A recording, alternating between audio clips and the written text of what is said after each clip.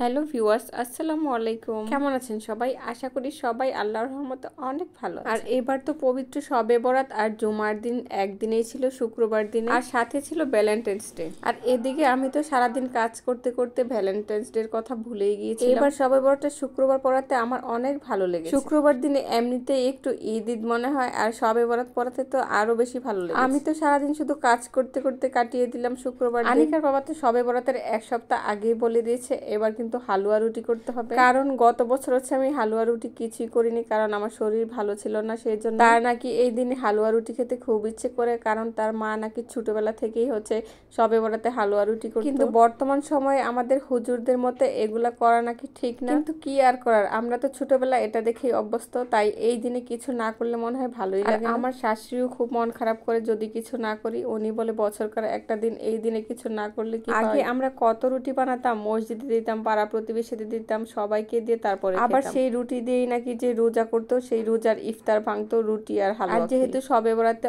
অনেক রাত পর্যন্ত বসে ইবাদত করা হয়, তাই যখনই ক্ষুধা লাগতো তখন আবার সেই হালুয়া রুটি খেত। এখানে হচ্ছে দুপুরের জন্য খাবার রান্না করবো এখন। আমার শাশুড়ি আজকে রোজা, আমি আনিকার বাবা কি হচ্ছে রোজা না, শবে বরাতে রোজা না, এর জন্য তো আমাদের খাওয়া দাওয়া করতে হবে। এখানে হচ্ছে এর জন্য বিনস আর আলু একসাথে ভাজি করে নিয়েছি, এটা হচ্ছে ভাজি করব। আর এইখানে একদম কচি মিষ্টি কুমড়া খোসা সহ কেটে নিয়েছি এরকম চাকচাক করে, এটা হচ্ছে শুটকি দিয়ে রান্না করব। আর এদিকে কড়াইও বসিয়ে দিয়েছি, এটাতে হচ্ছে বিনসটা ভাজি করব। একটু হলুদ দিয়ে নিলাম, পেঁয়াজ আর রসুন দিয়ে নিয়েছি, ভেজে তারপর বিনসগুলো দিয়ে নিব। আর এখানে একসাথে পেঁয়াজ কেটে নিয়েছি, গরু মাংস রান্না করবো একটু পরে, এখন না বিকালের দিকে। আর এখানে হালুয়াতে হচ্ছে বাদাম দিব, ওই জন্য গরম পানি দিয়ে বাদামটা হচ্ছে একটু ভিজিয়ে নিয়েছি। গরম পানি দিয়ে ভিজালে এরকম এরকম করলেই আল্লাহ, আমার বাদাম তো পড়ে গিয়েছে, এরকম চাপ দিলে হচ্ছে এরকম সাদা হয়ে যায় গরম পানি দিয়ে ভিজালে।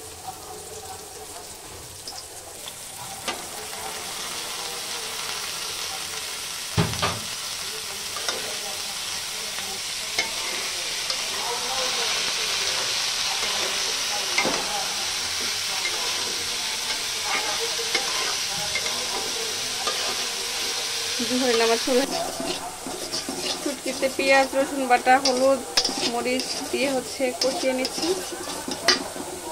এখন হচ্ছে এই যে চাপা শুটকি আর মিষ্টি গুলো চাপা শুটকির মধ্যে সব থেকে ফেভারিট আমার চাপা শুটকি। শুটকিটার ঘ্রাণই ভালো লাগে। মাঝে মধ্যে হচ্ছে আমাদের এদিকে মনে হয় কেউ রান্না করে এত সুন্দর ঘ্রাণ বের হয়, মনে হয় গিয়ে মানে খেয়ে আসে, এরকম ভালো লাগে।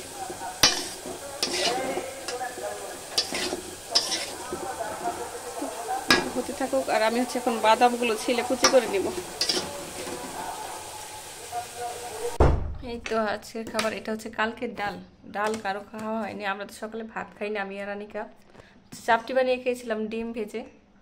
আর এখানে যে মিষ্টি কুমড়া তো দেখিয়েছিলাম রান্না করার সময়। আর এখানে হচ্ছে বিনস অ্যান্ড পটেটো ফ্রাই। ঠিক এটা তো ভাত। এখন হচ্ছে সবাই নামাজ টামাজ শেষ করে তারপর হচ্ছে দুপুরে খাবার খাবে। হালুয়ার জন্য দুধটা ভালো করে জাল দিয়ে নিয়েছি। এখানে 1 লিটার দুধ হচ্ছে একটু মানে ঘন করে জাল দিয়েছি, দুধের গ্রান বের হয়েছে। আর এখানে হচ্ছে গরুর মাংসটা ম্যারিনেট করে রেখেছি, এখন 10 মিনিট রেখে তারপর হচ্ছে গরুর মাংসটা রান্না করব।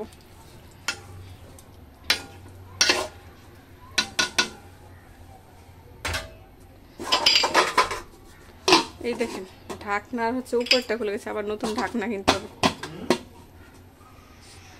এই দিক দিয়ে আমার দুপুরে রান্নাবান্না খাওয়া দাওয়া শেষ। এখন হচ্ছে এক এক করে হালুয়া বানিয়ে নিব। প্রথমে বানাবো সুজির হালুয়া, তারপর বুটের হালুয়া। এটা একদম ব্রাউন করে ভাজবো, তাহলে সুজির কালারটা সুন্দর আসে, খেতেও ভালো লাগে। চুলার আঁচটা একটু কমিয়ে নিই, তাহলে আমার পুড়ে যাবে।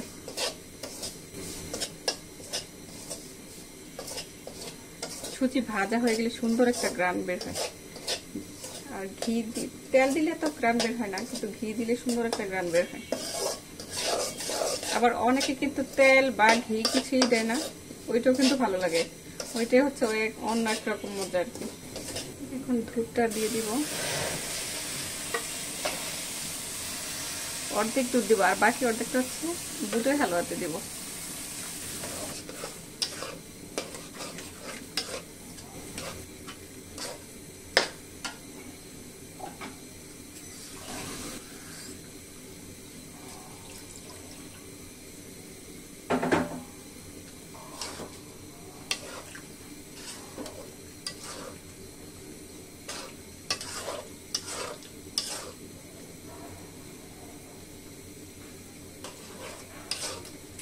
সুজি রান্না প্রায় শেষ। দুধ দেওয়ার পর মনে হলো সাথে সাথে একদম সুজিটা শক্ত হয়ে গেছে, তাই আবার একটু পানি দিয়ে নরম করে নিয়ে তারপর আবার রান্না করেছি। এবার হচ্ছে একটু লবণ দিয়ে দিয়েছি যেন মিষ্টির ব্যালেন্সটা ঠিক থাকে। আমি শুনেছি যে কোনো মিষ্টি জাতীয় খাবারে অল্প একটু লবণ দিতে হয়। মিষ্টি জাতীয় খাবারে অল্প একটু লবণ দিলেই হচ্ছে মিষ্টিটা একটু চড়া হয়ে যায়, তা না হলে একটু পাংশে পাংশে লাগে মিষ্টি। আর সবশেষে এখন দিয়ে দিয়েছি চিনি। চিনিটা দেওয়ার পর হচ্ছে আর একটু নরম হয়ে গেছে সুজিটা, আর সুজির কালারটাও চিনি দেওয়ার পরে একটু চেঞ্জ হয়ে গিয়েছে, দেখতে অনেক সুন্দর লাগছিল। আর সুজির হালুয়াটা খেয়ে কিন্তু সবাই অনেক বেশি প্রশংসা করেছে। আনিকার বাবা তো বারবার বলছিল সুজির হালুয়াটা অনেক বেশি মজা হয়েছে। আর আনিকার কাছেও নাকি বুটের ডালের হালুয়া থেকে হচ্ছে সুজির হালুয়াটা বেশি ভালো লেগেছে, কারণ ডালের হালুয়াটা সে এমনিতেই খুব একটা পছন্দ করে। আর সুজিটাকে আরো বেশি সুস্বাদু করার জন্য এখন হচ্ছে কিশমিশ গুলো দিয়ে নিচ্ছি, আর সাথে কিছু বাদামও দিয়ে দিব। এই সবগুলো হচ্ছে আমি আগেই গরম পানিতে ধুয়ে রেখেছিলাম। আর এদিকে তো আমি রান্না করছিলাম আর মনে মনে শুধু প্রে করছিলাম আমার রান্না বান্না যেন সন্ধ্যার আগে আগে সব শেষ হয়ে যায়। কিশমিশ দেওয়া শেষ করে এখন হচ্ছে সব শেষে দিয়ে দিব ঘি। আর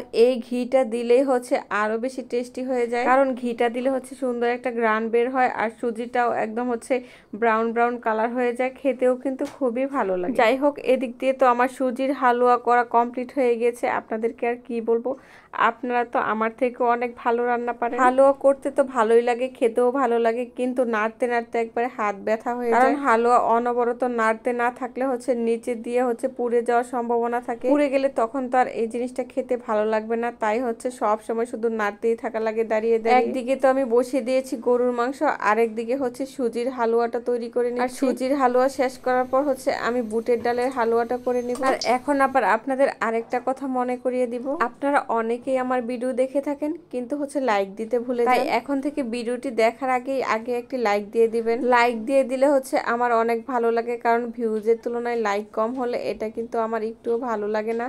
তাই আপনাদেরকে আমি আবারও অনুরোধ করছি, ভিডিওটি দেখার আগেই হচ্ছে একটি লাইক দিয়ে দিবেন, তারপর ধৈর্য সহকারে সম্পূর্ণ ভিডিওটি দেখবেন। আর সুজির হালুয়া শেষ করে আমি সুজির হালুয়াটা বেড়ে নিয়েছি, আর এখন হচ্ছে বুটের ডালের হালুয়াটা করে নিই। কড়াইয়ের মধ্যে ঘি দিয়ে দিয়েছিলাম, আর তার মধ্যে হচ্ছে ডালটা দিয়ে ভালোভাবে ভেজে নিচ্ছি। ঘিয়ের উপরে ডালটা হচ্ছে অনেকক্ষণ ধরে ভালো করে ভেজে নিব, যতক্ষণ না পর্যন্ত কড়াই থেকে একদম উঠে উঠে আসে ততক্ষণ পর্যন্ত। অনেকক্ষণ ধরেই হচ্ছে ডালটা ভেজেছি, এখন প্রায় হয়ে এসেছে। এখন হচ্ছে লবণ দিয়ে দিব ডালের মধ্যে। লবণ দিয়ে বেশ কতক্ষণ আবারও নাড়াচাড়া করলাম, শুধু নাড়াচাড়াই করছি। নাড়াচাড়া করতে করতে একদম আমার হাতই ব্যথা হয়ে যাচ্ছে। যে কোনো কিছু করতে গেলে যত কষ্টই হোক না কেন, করার পর যদি সেই জিনিসটা সবাই অনেক সুন্দর বলে তাহলে কিন্তু আর সেই কষ্টটা একদম। যাই হোক, এই মুহূর্তে হচ্ছে চিনি দিয়ে দিয়েছি। চিনিটা দেওয়ার পর হচ্ছে ডালটা অনেকটাই নরম হয়ে গিয়েছে আবারও।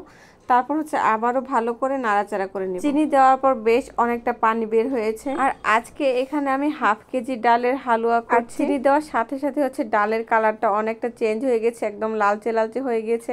তখন কিন্তু একদম মনে হচ্ছিল হালুয়ার যে পারফেক্ট কালারটা সেটা। আর সবশেষে হালুয়াকে আরো বেশি মজাদার করতে হচ্ছে এখন একদম ঘন করে জাল করে রাখা গরুর দুধ দিয়ে দিয়েছে এটার মধ্যে।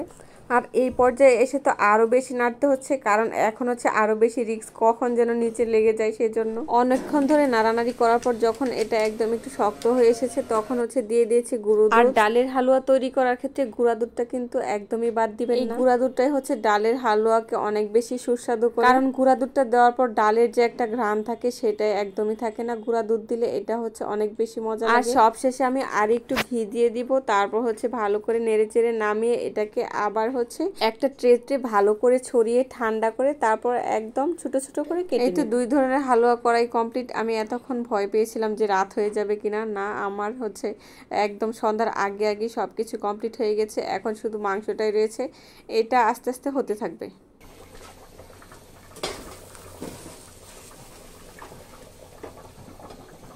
তেল ব্রাশ করে নেব, কারণ এটাতে হচ্ছে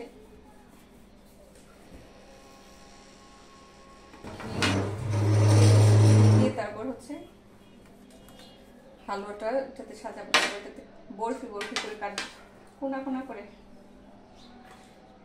আর এখানে দুইটা সাজ নিয়েছি, দেখি এটা দিয়ে হয় কিনা। মেলা থেকে কিনে এনেছিলাম, তারপরে এটা দিয়ে কিছু করা হয়নি।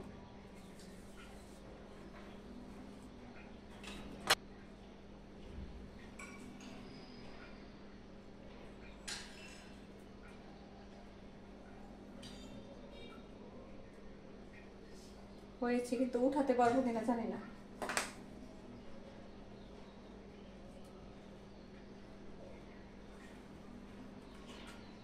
দিতে পারি না, এটা দিয়ে থাক, এটা দিয়ে করবো না।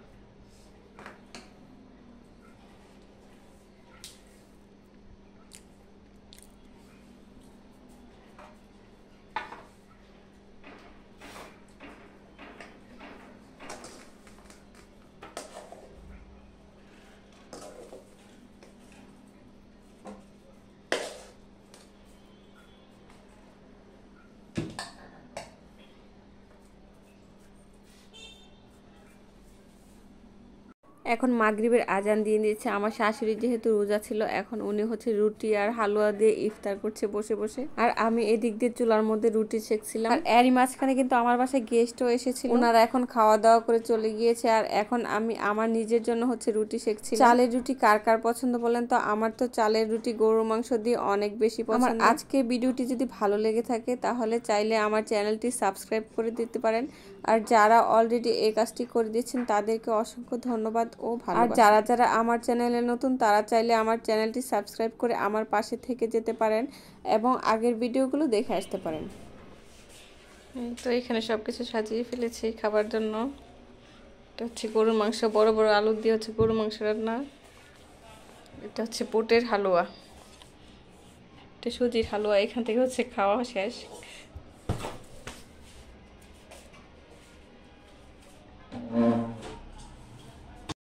সন্ধ্যাবেলায় যে আমাদের গেস্ট এসেছিল তারা হচ্ছে এই পাশ থেকে খেয়ে ফেলেছে। আর এই যে রুটি, আর পাশের বাসার ভাবি হচ্ছে পায়েস রান্না করে দিয়েছে।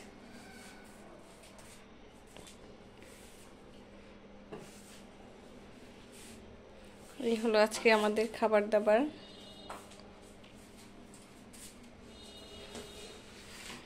আর শবে বরাত উপলক্ষে শুধু আমরাই করিনি, অনেকেই করেছে এবং আমাদেরকে অনেক কিছু দিয়ে গিয়েছে। আমাদের পাশের বাসার এক ভাবি পায়েস রান্না করে দিয়ে গেছে, অন্য আরেক ভাবি ডালের হালুয়া, সুজির হালুয়া, রুটি, তারপর হচ্ছে গাজরের হালুয়া সব কিছু এনে দিয়ে গেছে। এটাই কিন্তু এক ধরনের মজা, আমরাও দিব, অন্যরাও আমাকে দিবে। তার সাথে সম্পর্ক ঠিক রাখলাম। এটাই হলো আমাদের বাসার নিচে হচ্ছে খিচুড়ি রান্না করা হচ্ছে। এটা কি হবে? প্রকৃত 3 পাতিলা খিচুড়ি রান্না করা হয়েছে। সবাই মিলে টাকা দিয়ে হচ্ছে খিচুড়ি খাবে আজকে শবে বরাত উপলক্ষে। খিচুড়ি একদম গ্রান বের হয়ে গিয়েছে। এরকম খিচুড়ি খেতে কিন্তু অনেক ভালো লাগে, বড় বড় পাতিলের খিচুড়ি, অনেক খিচুড়ি একসাথে। বিশেষ করে এরকম শবে বরাতে, তাছাড়া মসজিদে মিল্লাদের খিচুড়ি খেতে কিন্তু অনেক ভালো লাগে। রান্না প্রায় শেষ হয়ে এসেছে, 1 পাতিলা হয়ে গিয়েছে আর 2 পাতিলা এখনো হয়নি।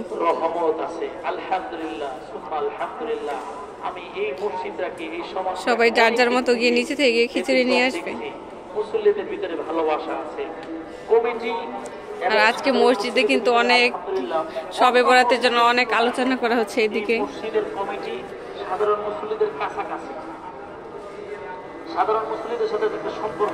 শবে বরাত সম্বন্ধে বিভিন্ন ধরনের ওয়াজ করা হচ্ছে।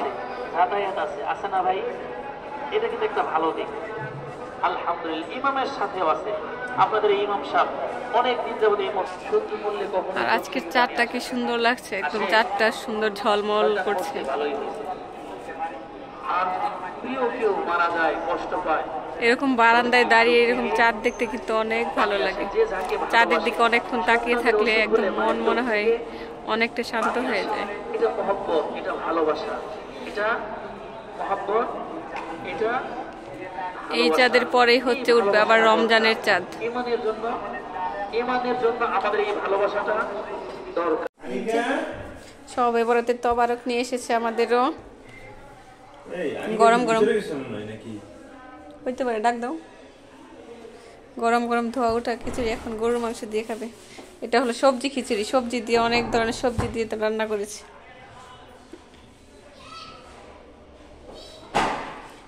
মনে হয় মজা হবে খেতে। আল্লাহর কত রহমত দেখেন, আমরা না চাইতেই কত কিছু পেয়ে গিয়েছি। শবে বরাতের উপলক্ষে সবাই কত কত খাবার দিয়ে গিয়েছে, আমাদের খিচুড়ি রান্না করে দিয়ে গিয়েছে। আল্লাহ আসলে কাকে কখন কি দিবে, কার রিজিকে কখন কি রেখেছে আমরা কিছুই জানি না। আমরা না চাইতেই আমাদের কত কিছু পেয়ে যাই। শবে বরাত আসলে খুবই ফজিলতপূর্ণ একটা রাত, খুবই মহিমান্বিত একটা রাত, আমাদের মুসলমানদের জন্য খুবই গুরুত্বপূর্ণ একটা রাত। এই রাতে অনেক কান্নাকাটি করে আল্লাহর কাছে যা চাবেন তাই পাবেন, একদম মন থেকে চাইলে তাই পাওয়া যায়। আল্লাহ কখনো তার বান্দাদেরকে শবে বরাতের রাতে নাকি আমাদের ভাগ্য নির্ধারণ করা হয়, কারণ বরাত মানে হচ্ছে ভাগ্য। জানি না কার বরাতে কি আছে। আমরা সকল মুসলমান ভাই বোন সবাই সবার জন্য দোয়া করব। আর আজকের ভিডিওটি এই পর্যন্তই থাকবে। সবাই অনেক ভালো থাকবেন, সুস্থ থাকবেন। আসসালামু আলাইকুম। আল্লাহ।